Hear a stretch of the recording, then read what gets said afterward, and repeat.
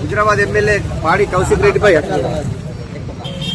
తమ కార్యకర్తలు సమావేశం. నిజంగా బండి సంజయ్ గారు మీకు చిత్తశుద్ధి ఉంటే మిమ్మల్ని గెలిపించినటువంటి పార్లమెంటు పరిధిలో ఉన్నటువంటి ప్రజలకి ఏదైనా మంచి చేయండి, లేదంటే ఈ కోరుట్ల నుండి రహదారి అనేది ఎంత చండాలంగా ఉందో మీరు చూస్తే మీరు ప్రభుత్వ కార్యక్రమాలకు వస్తే మీకు అర్థమవుతుంది. గదన్ మీద మీరు చెయ్యరు కానీ మీరు ఏందయ్యా నువ్వు ఈ బండ్లు వాళ్ళు కొట్టించుడు, కార్యకర్తలను రెచ్చగొట్టుడు, ఇదా నీ పద్ధతి? ముఖ్యమంత్రి దగ్గర హోంశాఖ పెట్టుకున్నాడు. ఆ హోంశాఖను రాజగోపాల్ రెడ్డికి ఇవ్వమని చెప్పి ఎన్ని రోజులు పెట్టుకున్నారు? 2.5 సంవత్సరాలు అవుతుంది ప్రభుత్వం వచ్చి. ఆ రాజగోపాల్ రెడ్డికి ఇస్తే హోంశాఖను, రాష్ట్ర హోంశాఖను ఏ విధంగా ఉంచాలో ఆయనకు బాగా తెలుసు. ఆ హోంశాఖను ముఖ్యమంత్రి పరిధిలో నుంచి తీసేసి ఏదన్నా ఒక గెలిచిన ఎమ్మెల్యే గారికి ఇచ్చి ముఖ్యమంత్రి యొక్క గొప్పదానాన్ని చాటి చెప్పుకోవాలా. నువ్వు ఏందా మేము అధికారం లేని వాళ్ళు మాతో కొట్లాడుతున్నావు, అధికారంలో ఉన్న మన రాష్ట్ర ప్రభుత్వం మీద కొట్లాడు బండి సంజయ్. నువ్వు నిజంగానే సైకిల్ ఇచ్చిన మా కార్యకర్త చెప్పుకున్నాడు. ఇప్పుడు మా మాజీ ఎంపీ చెప్పుకున్నాడు, బండి సంజయ్ గారు ప్రభుత్వ పాఠశాలల్లో సైకిల్ ఇస్తే నిజంగా మా అన్న చెప్పినట్టు మంచి పని చేస్తాడు కావచ్చు అని అనుకున్నాం. నువ్వు 2 సార్లు గెలిచి కూడా పార్లమెంట్ పరిధిలో నువ్వు చేసిన విషయాలు ఏం లేవు. పార్లమెంట్లోకి పోయినాక నీకు కనీసం ఎప్పుడు లేదు. అందులో కరీంనగర్ అట్లాంటి సున్నితమైన ప్రాంతంలో ఈ గుండాగిరి, దాదాగిరికి ఇక్కడ కూడా ఆస్కారం లేదు.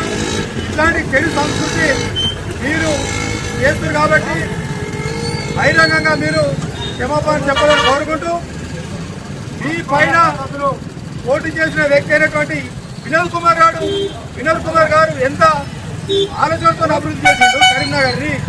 ఇవాళ మీరు 2 సార్లు ఎంపీగా గెలిపిస్తే కేంద్రంలో సహాయ మంత్రి ఉండి కనీసం ఒక్క సంక్షేమ కార్యక్రమం ఆయన గురించి కూడా మాట్లాడే అర్హత లేదు, మాట్లాడే విధానం తెలియదు. ఏమున్నా కులాలు మతాల మధ్య చెప్పుకొని ఓట్లు అడిగి మీరు కొట్ట గడుస్తుంది అంతే తప్ప ఒక్క సంక్షేమ కార్యక్రమం, ఒక్క మహిళల గురించి కానీ రైతులు ఇలా ఎండబోసిన వరిధాన్యం కొనలేని పరిస్థితుల్లో మాట్లాడే సంస్కృతి మీ దగ్గర లేదు, అభివృద్ధి చేసే సంస్కృతి లేదు. ఓట్లు వస్తే ఏదో చేసి గెలవడం మీకు కొంచెమైనా ఆలోచన చేయాలి.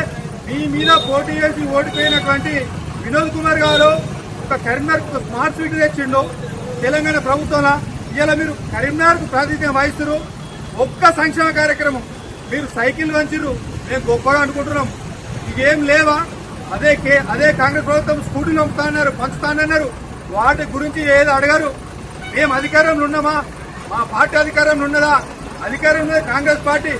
వాళ్ళని నిందించాలి, వాళ్ళని ఎండగట్టేది పోయి కేటీఆర్ డ్రగ్స్ తీసుకుంటాడని ఇంకోటని మసకబాద్. నువ్వు ఓడిపోలేవు ఎమ్మెల్యేగా. నీ సంక్షేమ కార్యక్రమం చెప్పుకొని నువ్వు ఓడిపోయినావు. నీ ముఖం చూసి ఓట్లు వేయలేరు కరీంనగర్ ప్రజలు.